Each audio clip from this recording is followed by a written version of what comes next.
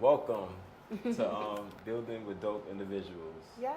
We have Miss Allure here Yes, Amy Allure, from Allure Art Studios. Studios. Yes. She's a very dope individual. I remember Thank you. I passed by her art studio. She gave me a card when I was passing by on my scooter one time. I don't know if she remember, but it was a while Oh, ago. that was a long time ago. Yes. All right. So, where are you from? So I'm originally from Queens. All right. What part of Queens? Born in Brooklyn, but raised in St. Albans. All right. Yes. I'm from Brooklyn. Okay. What part of Brooklyn? Like East New York East New area, yeah. Oh, okay. My family is West Indian from Dominica, very small island, Dominica. Oh, really? Yes. Where is that located? I never heard of that. I'm serious. So Dominica is close by St. Lucia. Okay. I don't know if you heard of Martinique. Yes. So it's there. right next to Martinique. Okay. And it's between Martinique and Guadeloupe, and then in St. Lucia, so it's very close. Oh, that's amazing. Yeah. Do you visit often? Yes.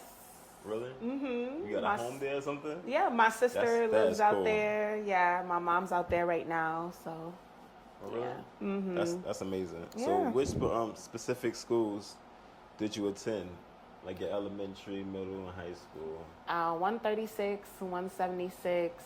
That was my public school for elementary. Okay. I went to IS 59.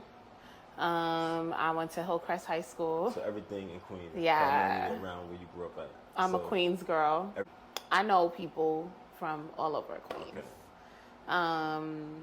Hillcrest, and then I went to St. John's for a little while. Yes. And then I went to Queens College. Okay.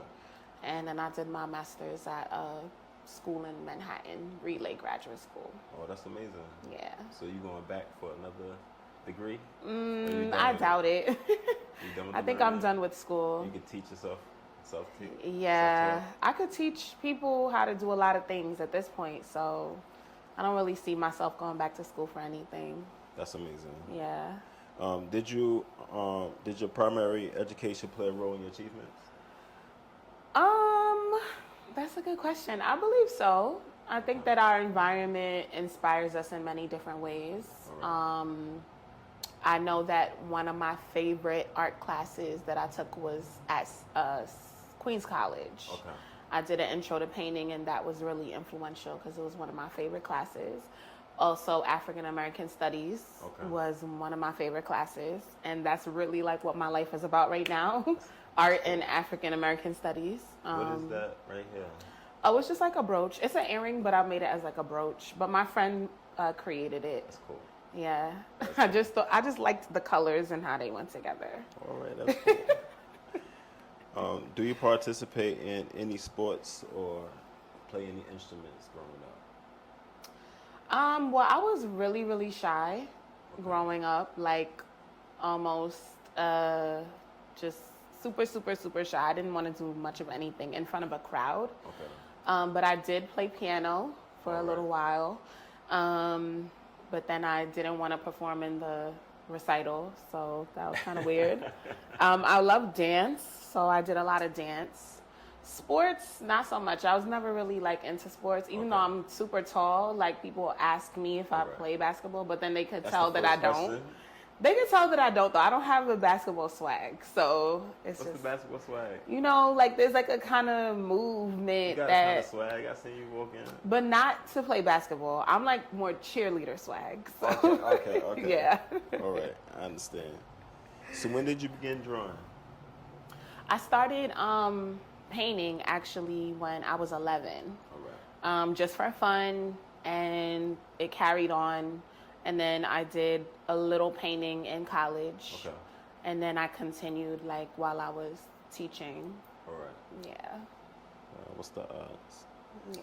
Did you receive any guidance or mentorship Like with in your my artistic approach? No, sorry, artistic pursuit. I saw a life coach, which was a person that introduced me to showcasing my art more. Okay. And so that was like some good practice that I got from like just some mentoring. Yes.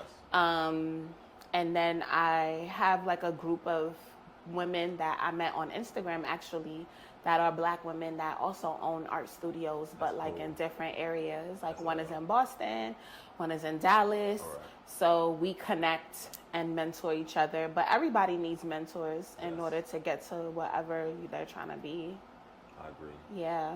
I need a mentor. It's very necessary. Yes.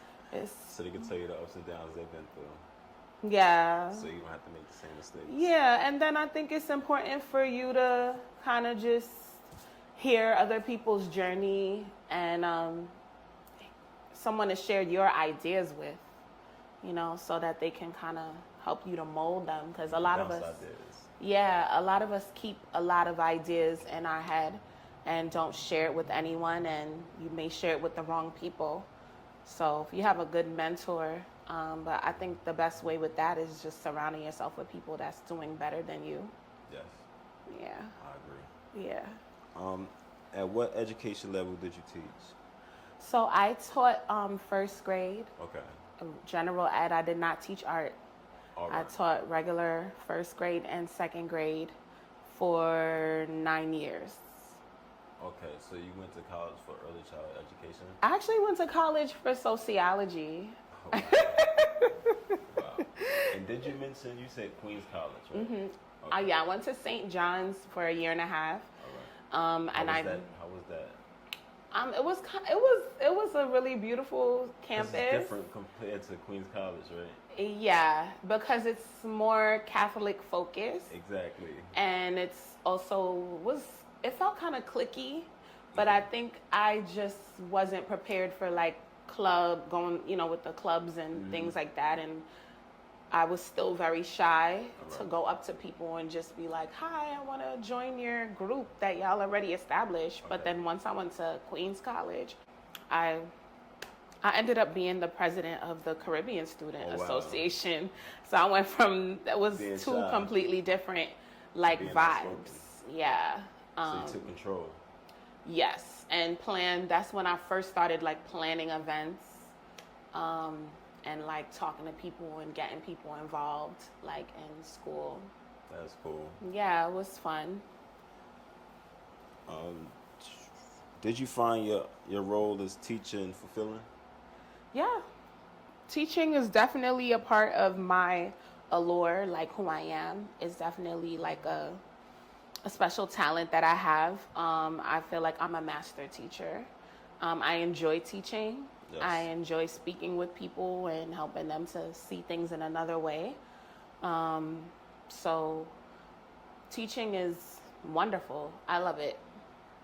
What motivated you to leave your previous occupation and establish the art studio?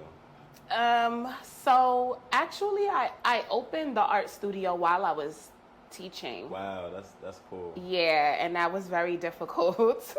To try to juggle. That's what I was like, yeah. So I opened in April 2019, and by that time I was teaching at an all-girls school in Brooklyn.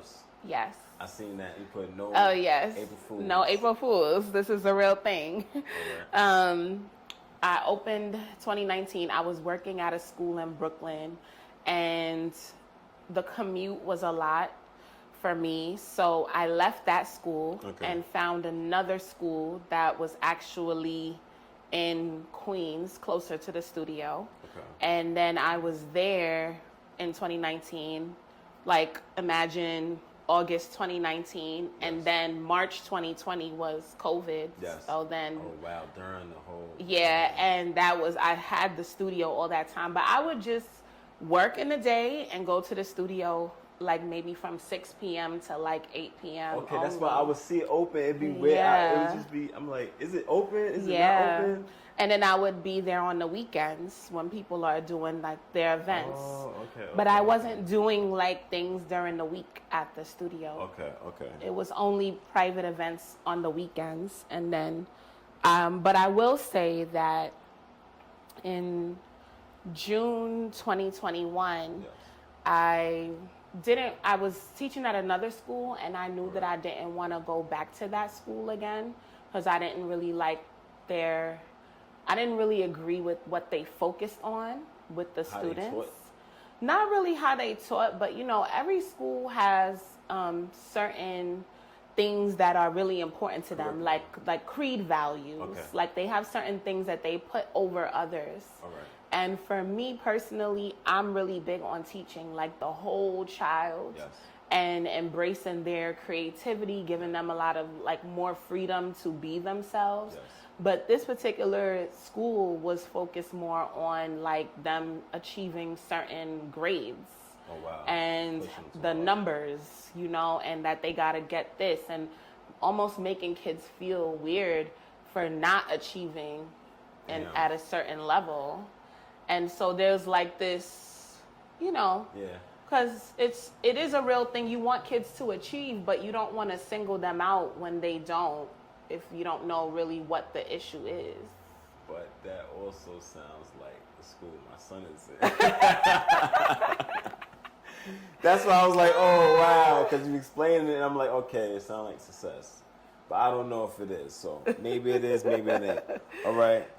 I think it depends on the student and what they need, you know. Every school is different, and as an educator, you find a lot of teachers that leave the classroom because they're not on the same page with whatever is like the principal or the school's like mission or what they focus on. Okay. So I think it's, you know, it was a good experience. Like all the schools that I taught at were a great experience. Okay. But I knew I didn't want to go back to that school in particular. Yeah, and so I said, you know, let me take my summer check and like revamp and create a new schedule for myself as an entrepreneur. Like, what would that look like for me if I could? And I ended up making like a schedule where, okay, we're closed on Monday.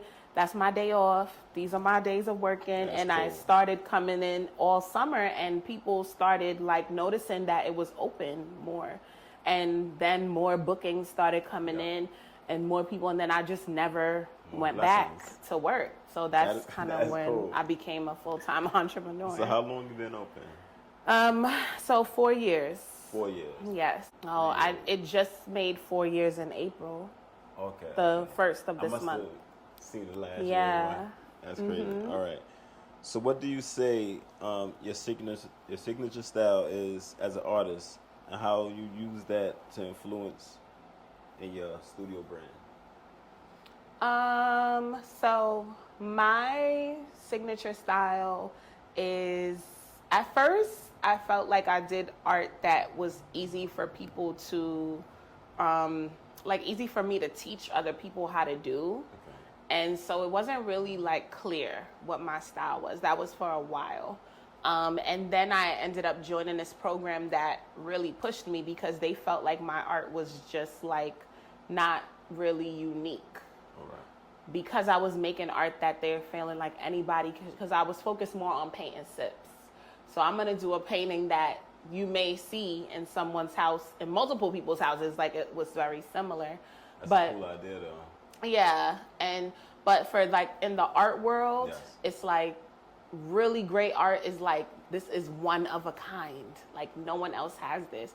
So I had to push myself. So now my signature style is more like I really focus on Black beauty, whether that's a beauty in a Black man or Black women or Black children, and also adding like mixed media, which I use like 3D flowers. Like I would take this and cut it off and put it on the canvas in some type of way. I love flowers, and I love how they represent growth and beauty, and just starting from a seed and blooming. So I like to add that to my art too. Do you have a lot of plants at home? I don't. Do you have plants in the art studio? I do, but they're fake. Do you have any real? No. So why do you say this whole thing about letting the seed grow and everything? I like going to gardens, but I don't have them in my home or the studio. I would like to though. My sister, she saw a video. She was like, "You need some plants up in there." Get one plant. Just start with one. Everybody tells me that. Like, start with something easy. In the art studio, get one that represents love or something. Okay, I will. I have one at home. Oh, you have one at home. What kind of plant is it? I don't know. Oh, you just bought a plant. You said, I need a plant. Yeah. You get a plant. Home Depot plant? I'm going to get, It was actually a gift. A gift. Oh, yeah, my cousin gave it to me to kind of help me to get on my plant journey. And it's just sitting there, probably a little dry right now. Oh, wow. All right. Hope it ain't dead. I don't think. Can you tell me about a specific piece or project that you're particularly proud of and what makes it special to you? Yeah, so I think my last two pieces, I'm very proud of them because they are my most unique pieces. Right. And that was from my journey of shifting from doing kind of easy, cutesy paintings to like now this is a one-of-a-kind piece that no one else has. And I noticed a real difference in how people react to it. Because one is like a black man and it's showing him from behind, Yes. and he has a bouquet of flowers behind his back. Okay. And the bouquet is real flowers that Yes. that I bundled into a bouquet and glued them to his back.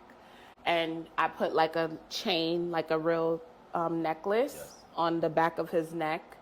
And the way he's standing, it's like you don't know who he's giving it to. All right. Or what he's about to do. So there's like this mystery to it, and everyone is like, oh my gosh, I love this. I love, like, this is real flower. Like, how did you do this? And it's just like the reaction Yes. lets me know, okay, this is, I'm on something. And the other one, and that one was actually a photo I saw of a man on Instagram, and I like changed it into a painting. Okay. And I sent it to him, and he loved it. And then the other one was a random photo. I wanted something that also had flowers, but something on the woman's hair or her head with flowers. All right. So she had two flowers, like two buns, big buns, and they are all like flowers. And that one was very deep. The face, I'm really proud of how it came out in the details. And that one, people are blown away too. Do you sell these pieces? Yeah. So right now, these are both for sale. I actually displayed them at Miami Art Basel. Okay, that's cool. Yeah. So they were there and got a huge like reception. And I had one woman that wanted to buy the one with the Yes. girl. And she wanted a payment plan. I'm like, all right, we're gonna figure it out. Okay. But yeah, they're for sale.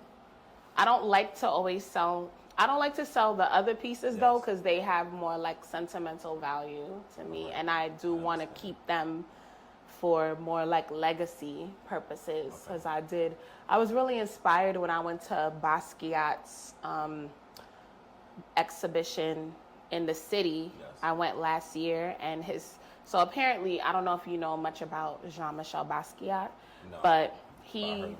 yeah, so he, was a famous black artist in the 80s, and he created a lot of art in the 80s and 90s that he never showed, and he kept in his studio. Really? And he actually died of an overdose when he was in his 20s, like early 20s.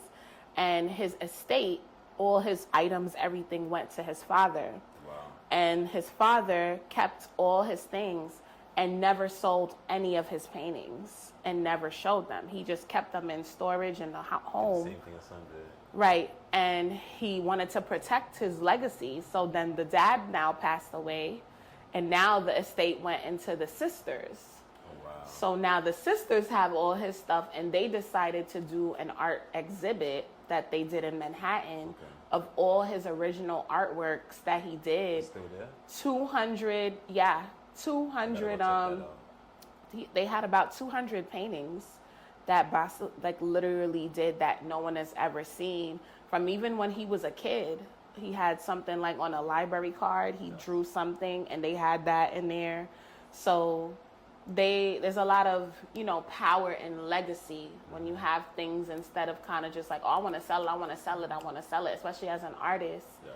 I was inspired by choosing some pieces to actually keep, so that when I'm no longer here and my story gets told, that it will be in a Forever. right. Yeah, art is forever, right? Because people see Van Gogh's paintings, like they just had another exhibition of his, and he had no kids, no family, like that, like.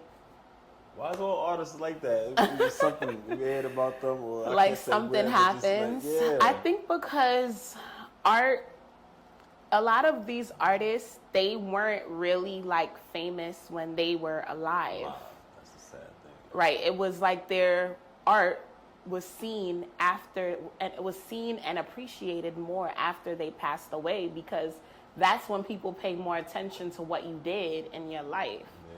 So like, let's even talk about like Harry Belafonte, who just passed away yesterday, right? We know of his name. I never heard of it. Well, so he was like a singer. He was actually from Martinique. All right. And he has his song, Deo, me say Deo. Oh, wow. Daylight come out, me I know want. that song. Okay, so that was his song. Okay. Oh, wow. And I didn't know you sing the song. I barely know what they said. well, that was his song. So now that he passed away, now there's all of this coming up about who he was and what he did and where he went. And now you're going to see people. Yeah, so that's the part of like legacy, right?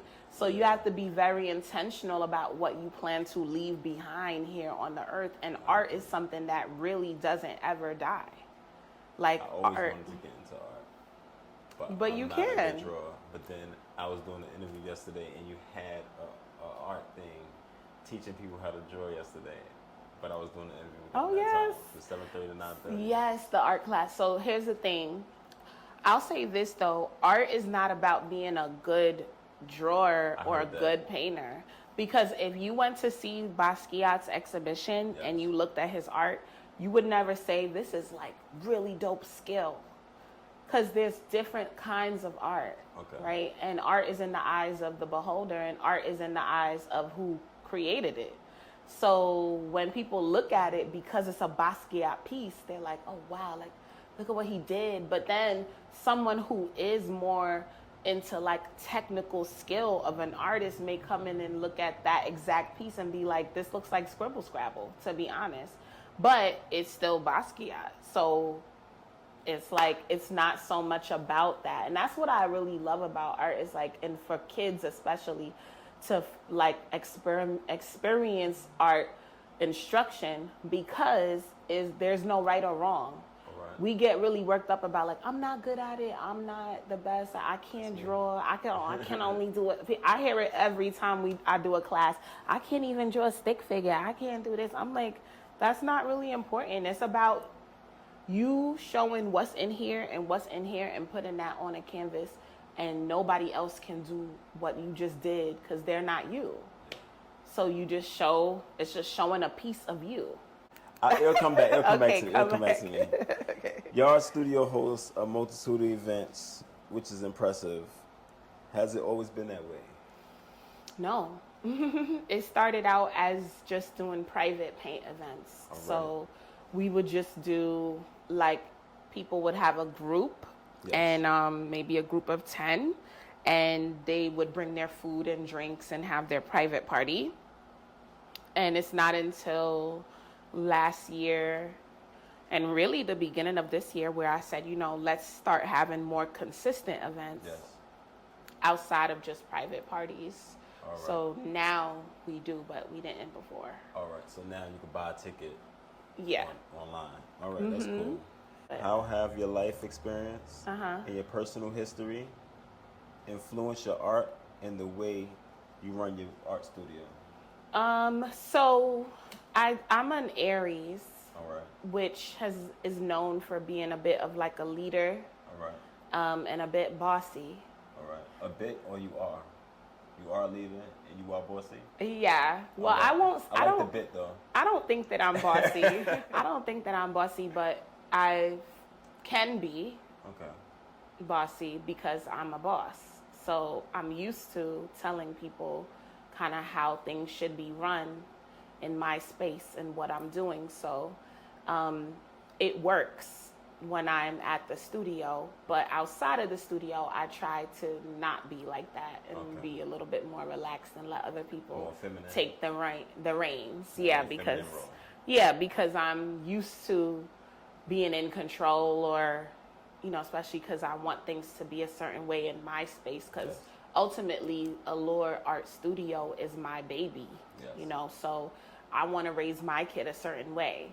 But outside of it, it's just like, So that definitely has impacted, like, my personality definitely impacts how I run the studio. And yeah, I think I naturally take on like leadership roles, like when I was the president of the CSA. And I think that's because I just have a good way of communicating with people and making people feel comfortable to talk to me.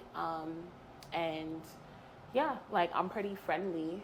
So all of that helps with, and I will say that my creativity, like I have a lot of, like, growing up, in Hillcrest, I actually got most unique, because I was very creative. Like, I always like to cut my clothes up or add like some type of design, and I didn't really like doing things that everybody else does.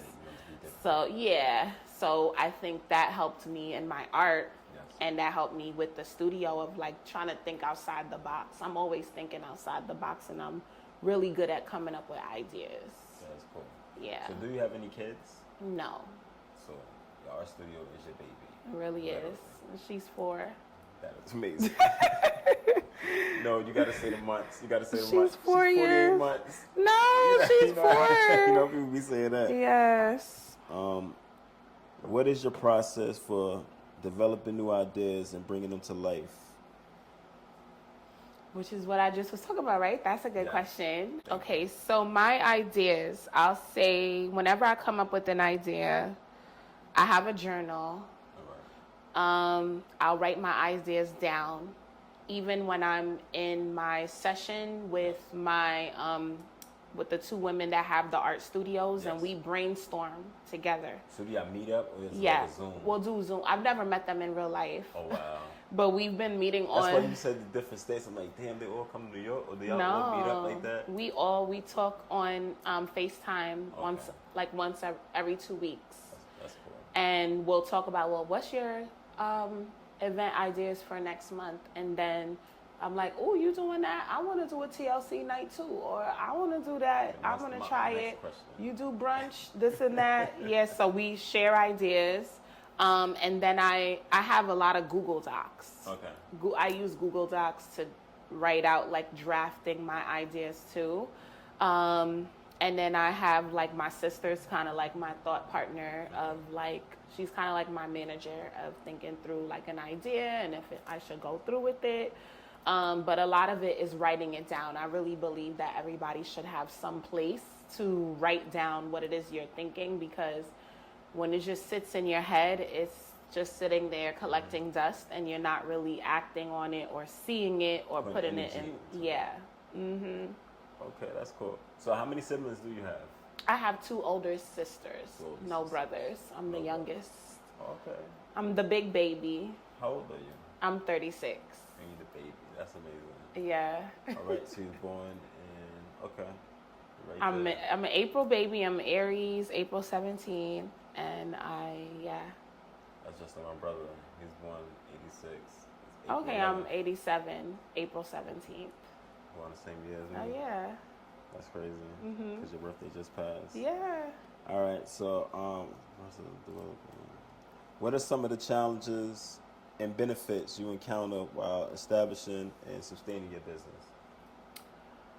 So one challenge is definitely consistency, because when you put out a lot of events, like think about it like this. Usually, let's say somebody wants to put together an event.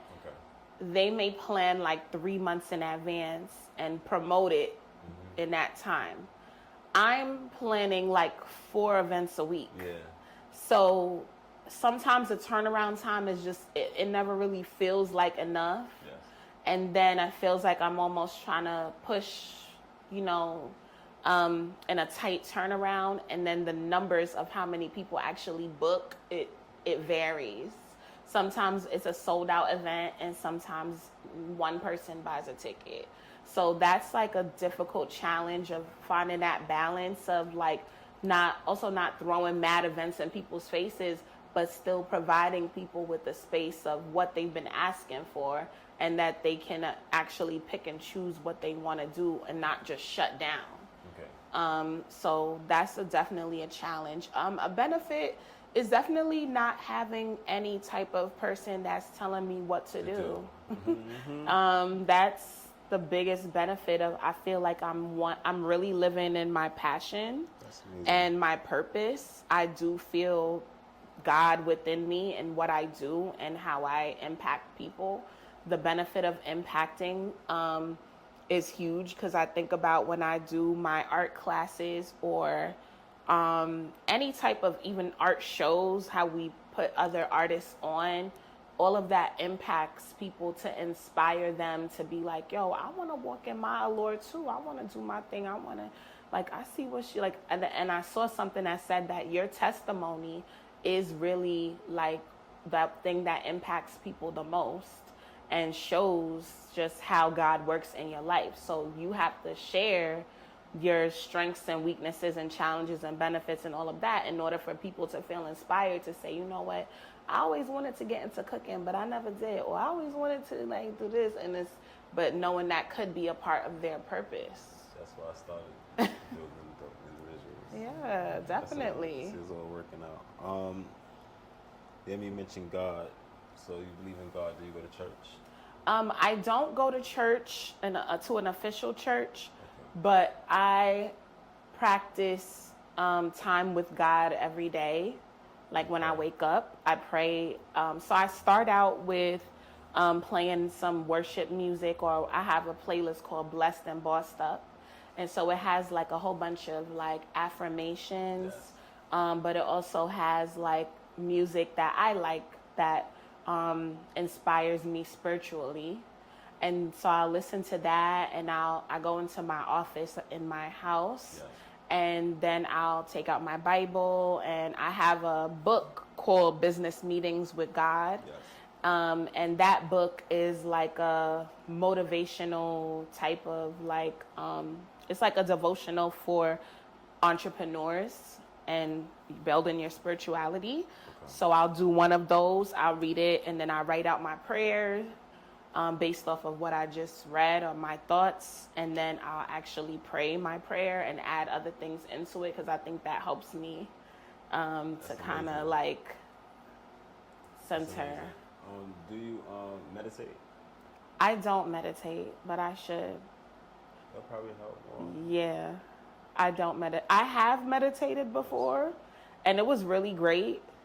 I feel like I should, just because my brain is like 500 windows open at once, like on a computer. But I think it would help me definitely kind of get centered more. But I definitely pray more than just meditate. All right. What do you think sets your art studio apart from others in the industry? Well, I'll say the art spaces that I've seen are mostly like a franchise, and they're owned by, we don't even know. So the personal and intimate connection is lacking. Also, the types of events are very limited to just the same kind of like paint parties.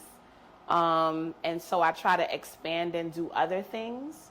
And then my space is more so like a hub for artists as well. Where those other spaces that's just doing a paint and sip, it's not really like an art studio or artistic space where you and anybody that has some type of artistry could come in and feed ideas off of each other, because we provide space for that. Wednesdays are usually like what we call work time Wednesday. And that's when we'll have artists come, or if you just have like a project you're working on, you want to do your editing there, you want to work on whatever, you can go there and just have a space that's going to inspire you. Do you charge for that? No. Okay. It's just a show up thing. All right. And people come in, either they're like, oh yeah, I need to do some rails, like edit this, or I need to work on this painting, and they'll bring their own supplies. But if they wanted to like use our supplies, then I can give them supplies for a charge. But all right. Are they able to come there and like just sponsor the event? Of course. I don't really get that a lot. Like people don't really, but I haven't really, that's one thing I'd like to get better at, is asking for people to sponsor for certain things. Cause like I do kids art classes. People usually donate for a kids art class. Yeah, they love the kids. Yeah, Well, but like I want to start doing adult art classes. All right, that'd be cool. Where it's So like maybe you I sign can up, learn. where you could sign up for like 5 classes, and it's not like a paint and sip vibe. It's like really more technical good. and more like All right. Because I realize that people need that. And plus, it's, when you do the art, it's calming. It's like I forgot. It's therapeutic. There you go. That's the word. Thank you. I was like, the word just wouldn't come out. I don't know. Wow. Yes. Yeah, No, it is. Yeah. For real. It calms me down. Mm-hmm. Even though I can't draw nothing. What kind of impact do you hope your art studio has on the community? I'd love for people to feel connected and to feel like it's a safe space and that they feel inspired to create just from being in there. Like not even just create in a painting way, but maybe they now want to cook a dope meal or they want to do interior design or because everything that we do has creativity behind it. Yes. It's like you could just learn the technical skill, but like you have creativity within you. So I'd like for people to walk away from the studio feeling artistically inspired and wanting to motivate themselves to actually do something and walk in their allure. All right. What does allure mean to you? So the word allure means to powerfully charm, entice, or tempt, bring someone into you and like your essence. It's kind of like seeing like when something is alluring, it's like, ooh, it makes me want to like know more. So to me, I believe everyone that has breath in their lungs has an allure about them. And your allure can be art, it can be talking to people, it can be dance, it can be cooking, it can be anything that makes you feel like you, anything that lights you up inside. So I want people to feel inspired to walk in their allure, and that's why I named it Allure Art Studio.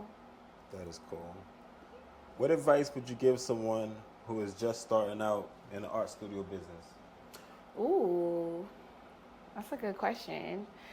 I would say really focus on building a team because you don't want to force yourself to do things completely on your own. Yes. And everybody needs select people in their lives, like an accountant. You need maybe like a business manager. You need a mentor. You need a lawyer. You need some type of coaching. Like there's things that you'll need assistance with. And also, I would say to really be patient with the process because we currently live in a society of so much instant gratification. Like, I want to order my food right now. Why is it taking so long? Or why I need to order, Amazon is overnight. I'm about to order this on Amazon and it's coming in. It's like, tomorrow, I want it. Right. So it's hard to just sit in like the process and it's not easy right away.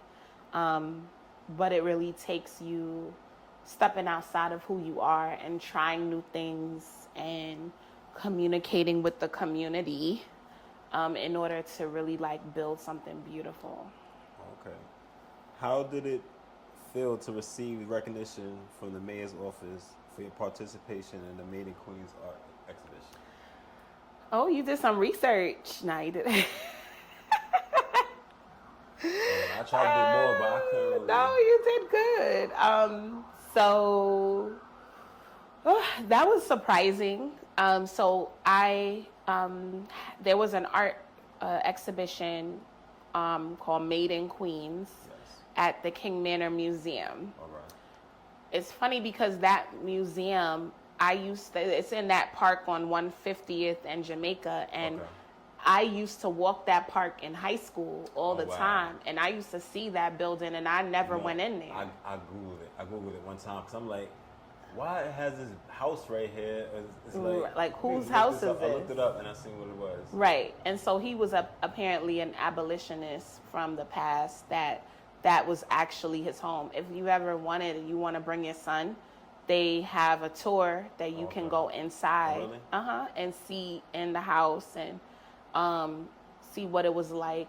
And they also do art with the kids too. So anyway, they had an exhibition going on and my art was featured in that building. Oh, wow. And so it was a really crazy moment where I'm like, wow, I used to really be in this park, like in high school. And now my art is here, like in my own community. It meant a lot to me.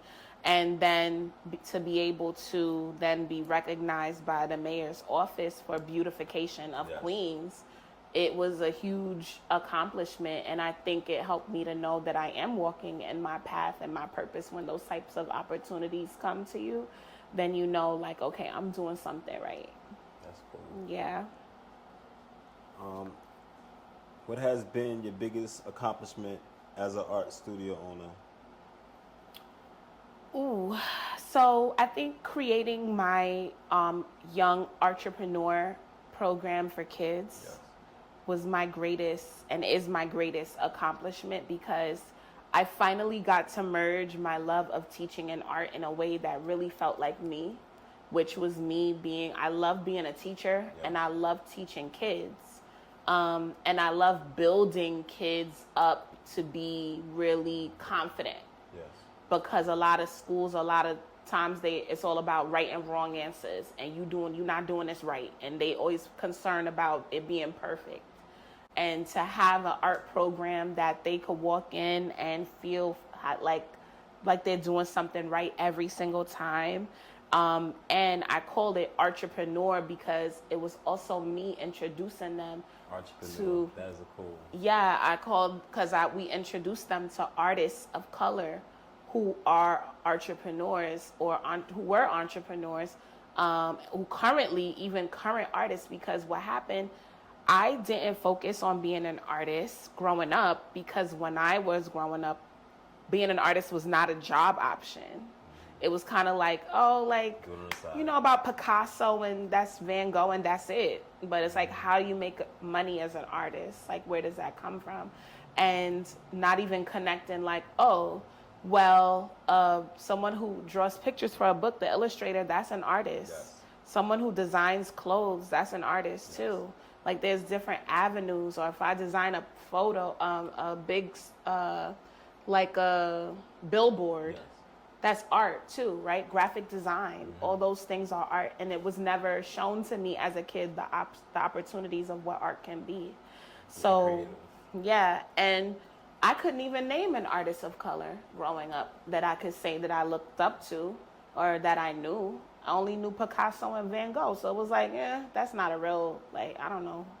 And they were white, so it was important for me to create a program where kids could could not only feel confident, they can actually learn real art skills and also be introduced to artists of color that none of us, I have to even do my research about, because we still can't name 5 artists of color that's currently alive and well and doing. Can you name 3 though? Of course, now I can. I mean, I've done my research. Can you name 3? Let them know 3. So one of my favorite artists, Melissa Mitchell. All right. She is actually an abstract artist, and her art is all about huge patterns, and it doesn't really have like a clear person or thing in mind, but it's just super bright colors.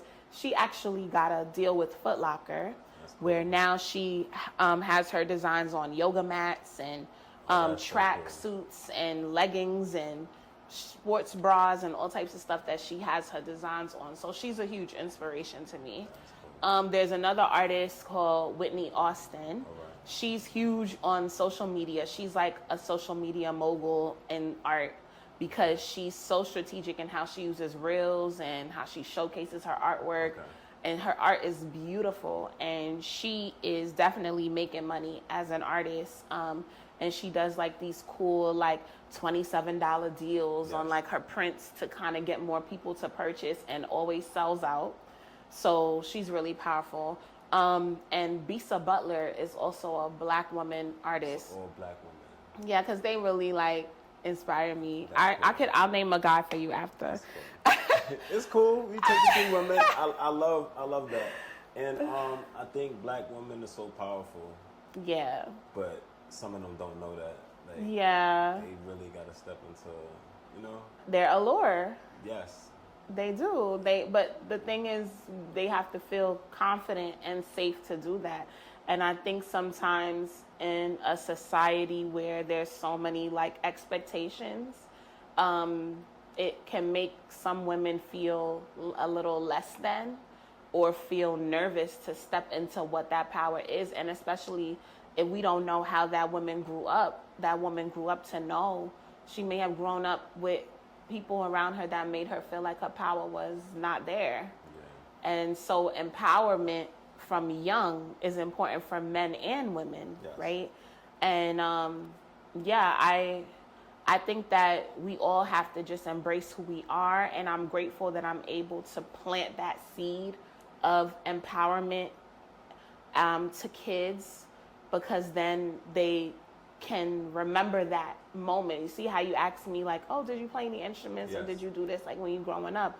Now it can also like, or did you get into any art, right? Growing up, because that's like an impactful thing for them. Because we actually, after the program, they get to have an art show at the studio where they sell their art. Cool. So it's like they're doing art, but then I'm teaching them about like, how would you price this art? And they're like, oh, I'll say $2. No. The minimum is 50 and up. That's what we're doing. We're doing 50 and up. And they're like, what? $50? Yep. I'm like, yeah. So, but that's a part of the process of the program. So. My son was drawing, just regular drawing. Regular drawing. I said, you can sell it to family. He said, no, I can't. I said, put a price on it and sell it to them.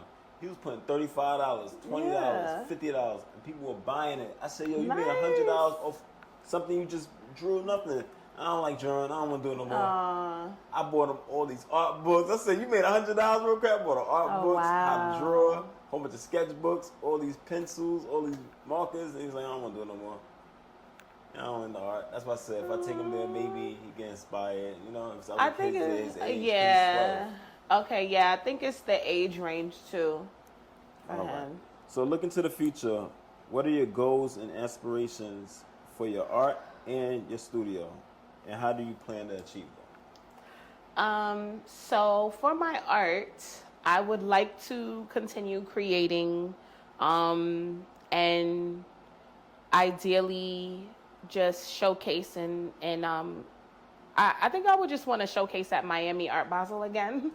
I don't really have any interest in doing that so much like on a smaller scale. Nothing bigger than Art Basel? Because you did it already, right? Yeah. But I think I may want to do it again. I just loved that atmosphere. You should bring Art Basel to Queens.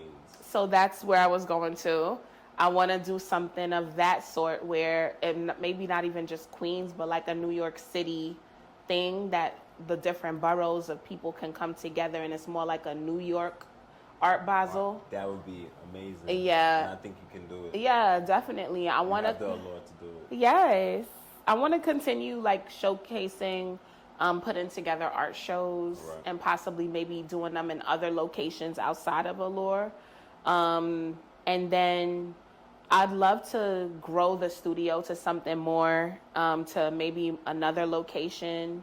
And I'd like to develop myself more as like a public speaker, and do like coaching around really helping people, budding entrepreneurs, to really give them some guidance around building their confidence and helping them to take some steps into what they should be doing to walk in their allure too and elevate their allure. So that's something that I'm starting soon, called Allure Elevate, which is like a coaching program of if people want to either get into like coaching to become a teacher or coaching to build your business. That sounds like something I'll sign up Oh, definitely. Really, because yeah, I had my business for a really long time. These are my items that I had Okay, samples nice. of. I don't know if you indulge in cannabis or anything like that. Oh, so you okay? Because I may But need you I for. have drinks. I have edibles. I have a clothing line which I'm wearing right now. Okay, nice. You also have CMOS. Oh, so nice. I do a lot. I'm just happy to do Cool. building with dope individuals because it's something different, and I enjoy having conversations with different business owners. So. Oh, amazing. I love that. We're going to have to talk because I do events at the studio where we'll sometimes have vendors. Okay. Yeah, vendors. like a vendor, let's say for like I have an event on Saturday called Yes. Puff, Paint, and Prosper. I seen that, and I seen Tanisha, you having it with. Yeah. I actually know her. Oh, she was here nice. when they had the soft opening. Oh, awesome. So are Yes, you coming on Saturday? You should come. It's going to be like 420 friendly, Yes. painting, but also while you're painting, you're listening to like a wealth building kind of like workshop. Okay. So it's like a really I'll be cool there. vibe. And we'll have like different vendors. Okay. So you could connect with vendors like this, even if you may want to bring some items yourself, but you should definitely come. That sounds It's cool. your vibe. I know. I have to move because Oh. the bottle. I have hot sauce. I have The hot sauce is I have CBD. CBD, and I also have THC one. The Oh, CBD one is wow. for the cafe. Oh, I don't wow. sell a lot of CBD products, but I do make it. Okay. I'm not super into smoking. Yes. But I know a lot of people that are, so it could definitely be. Because I've been wanting to do like a pop-up shop that was like 420 related with Okay. only 420 products. cool. So That'll be cool. I'll figure out when that'll be. So so. we definitely gonna connect. That'll be Yes, cool. definitely. Well, I want to thank you so much. Thank for coming out here and you. spending your time. I appreciate you doing research and having really awesome questions. Like your questioning was one of the best that I've ever had. Of like a interview. But that's why I had him down. What's your sign? I'm a Leo. Oh, so you should be. I- Well, now we have this, so Yes. you can always DM me and come with some products and stuff. That's why you're coming on Saturday. Yes. Yeah. But yeah, you did great. Give yourself some grace. Yes. Talk.